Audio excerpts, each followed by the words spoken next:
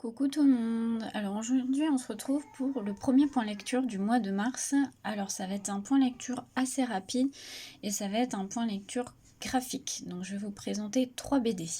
Alors désolée pour la luminosité, j'espère que ça va aller parce que j'ai le soleil qui donne. Ce matin, je filme un matin donc il y a du soleil. On va pas s'en plaindre, hein. Ça fait du bien. Alors on va commencer par une BD. Alors c'est... Les Ravencroft, le tome 1, chaque chose à sa place, de Kali et Brancati. Voilà, donc c'est une BD que j'ai empruntée à ma médiathèque. Je vous mets le résumé juste ici. Et donc là, c'est un tome 1. Alors, cette BD, je vais vous faire voir d'abord les premières planches pour que vous voyez un peu le style de dessin. Voilà, donc je spoil pas, hein, c'est les premières pages. Donc voilà. Écoutez, au niveau dessin, j'aime plutôt pas mal. C'est vraiment... ça va. Ça reste... C'est pas ce que je préfère. Je trouve que les traits sont plutôt doux. Donc non, franchement, les dessins sont plutôt pas mal. Alors, l'histoire. Donc on va parler de ces deux jeunes enfants qui sont malheureusement... qui vont devenir orphelins. On commence l'histoire, je ne spoil pas, hein, c'est la première page de l'histoire. On va voir en fait l'enterrement de leurs parents.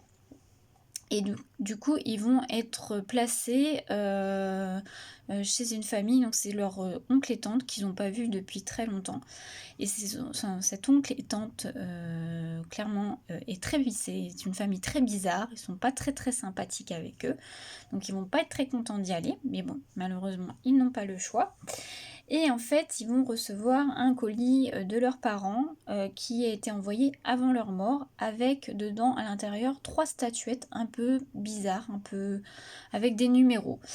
Et donc on va commencer ce tome avec une enquête. Ils vont commencer à enquêter sur ces statuettes et il va se passer des péripéties. Il va y avoir voilà, ils vont aller voir une personne qui connaissait leurs parents. Malheureusement, il va se passer quelque chose de malheureux et voilà, ils vont continuer leur enquête. Alors, c'est vraiment un tome 1, c'est vraiment le début de l'enquête, hein. On va pas en apprendre grand-chose, mais franchement, j'ai beaucoup aimé. C'est très sympa à lire. Alors, c'est jeunesse, hein, bien sûr, hein, c'est une BD jeunesse. Donc, bien sûr, c'est pas très détaillé, c'est pas voilà, l'univers...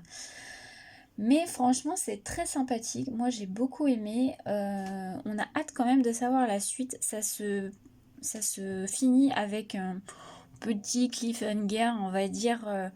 Ils reçoivent en fait un message, enfin, ils découvrent un message caché que leur mère leur a caché dans le colis, entre guillemets.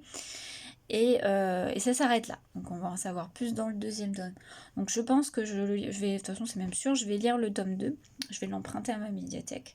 Franchement, je le conseille pour les enfants à partir de 8-9 ans.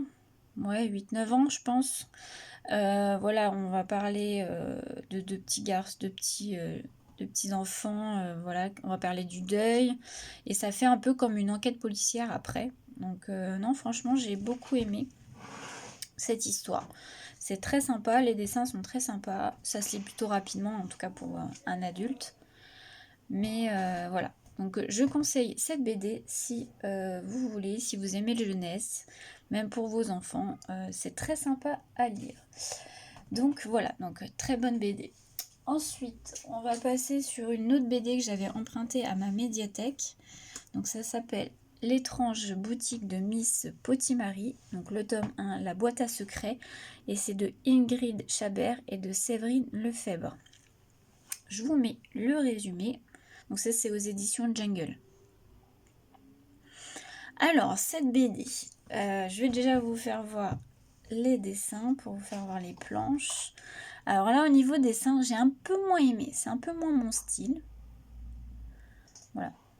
Je trouve, voilà, bon, ça va, hein, ça reste plutôt correct, mais c'est un peu moins mon style. Alors, cette BD-là, j'ai un peu moins aimé. C'est vraiment une BD très jeunesse. Là, pour le coup, je pense que c'est peut-être même un peu trop jeunesse pour moi. Les dessins sont pas forcément trop à mon goût. Et en fait, c'est une histoire d'une petite fille, donc c'est son anniversaire. et sa mamie, je crois, va lui offrir de l'argent. Elle va se retrouver dans la boutique de Miss Potimari, qui est un peu bizarroïde, et en fait elle va découvrir une boîte. Et c'est une boîte japonaise. Et quand elle va l'ouvrir, elle va se retrouver plongée à l'intérieur et elle va se retrouver 30 ans avant. Donc c'est-à-dire, elle va se retrouver dans la jeunesse de sa maman. Et surtout, elle va se retrouver... Enfin non, je vais pas vous le dire parce que ça spoil un petit peu, je pense. Donc je vais pas vous le dire. Alors c'est très sympa comme histoire. Pour les enfants, je pense que c'est très sympa. Moi, en tant qu'adulte, j'ai un peu moins aimé, mais parce que vraiment c'est du très jeunesse. Donc voilà. Après, il va y avoir une pseudo-enquête à résoudre par rapport, on va dire, à ses ancêtres. Enfin, vous verrez, vous comprendrez si vous lisez cette BD. Mais la pseudo-enquête, malheureusement, est pas très détaillée. Elle est résolue en 2 pages. Bon, après, c'est normal, c'est du jeunesse, hein, forcément. Mais voilà, pour moi, j'ai trouvé ça un peu trop facile. Donc, c'est dommage. C'est pas assez exploité. Voilà. Après, je pense pas que je lirai le 2e tome, mais voilà, pour les enfants, ça peut être très sympathique à lire. Et j'ai bien aimé cette petite souris de compagnie. Elle est toute mignonne. Donc voilà pour cette lecture. Et ensuite, pour finir, alors là, c'est pas une lecture, c'est une relecture, puisque je crois que j'avais pas lu le dernier tome sorti et que ça fait un moment que j'ai lu le premier tome. Du coup, j'ai relu le premier tome. Alors, c'est Sorceline, le tome 1. Donc, Un jour, je serai fantasticologue de Sylvia Douillet et Paola Antista. Donc, c'est chez Vent d'Ouest. Je vous mets le résumé. Alors là, c'est une histoire de magie, d'animaux magiques. Je vous fais voir les premières planches pour que vous voyez un peu les dessins. Alors, je vais faire un peu. Donc ça, c'est la première planche.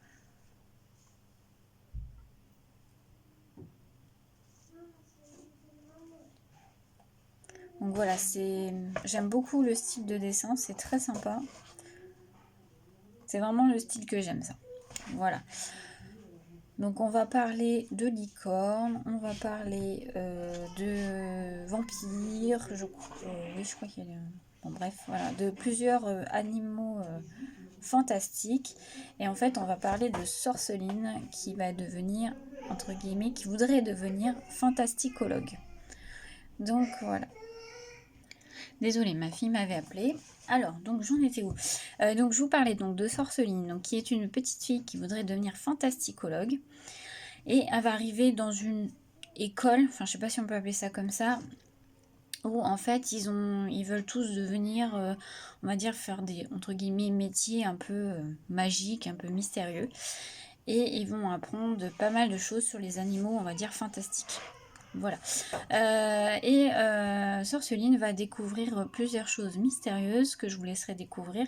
Je vais pas aller plus loin pour le résumer parce que j'ai pas envie de spoiler. Et alors franchement, cette BD, je la conseille, je la surconseille parce que c'est une super BD. Pour moi, c'est un coup de cœur. J'avais déjà, à ma première lecture, ça avait déjà été un coup de cœur. Mais alors là, pareil, toujours coup de cœur.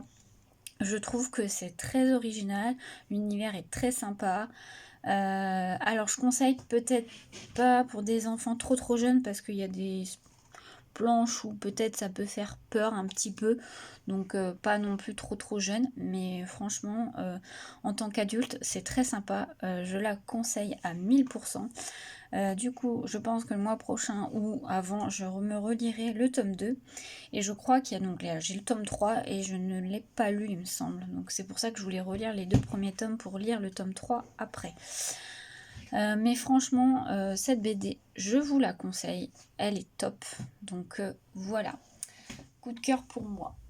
Et puis bah voilà pour ce point lecture. Bah écoutez, des bonnes lectures. Alors là, je suis en train de lire Le Royaume assassiné de Alexandra Christo, je crois que c'est ça.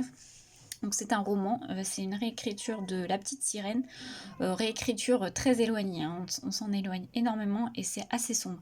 J'aime beaucoup, donc je pense que vous allez le voir dans le prochain point lecture.